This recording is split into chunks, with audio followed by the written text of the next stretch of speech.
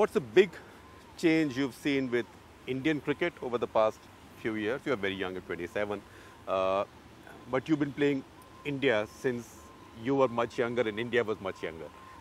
And what's your, what are the big changes that you tell us about Australian cricket in the manner that people play cricket? Yeah, I'm not sure. I guess an Australian team, it hasn't really changed a great deal over a long period of time. You know, we always try and play an up-tempo and positive brand of cricket. How do you describe up-tempo? We're always trying to take the game on and be sort of entertainers.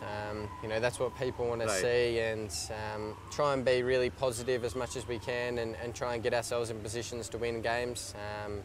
So I guess from that aspect, that's what we try and do. India, I think, have adopted a similar sort of mindset. They try to be very aggressive in the way they go about things.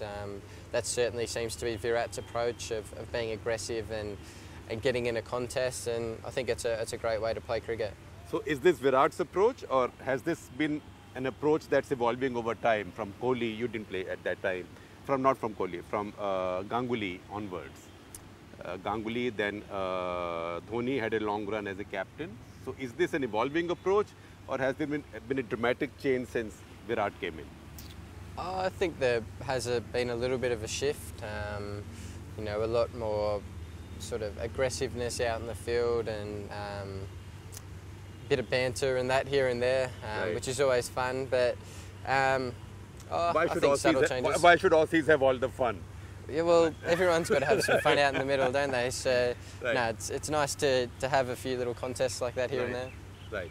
So, but in terms of style, method, approach, is Indian pace now better than before? Spin now better than before?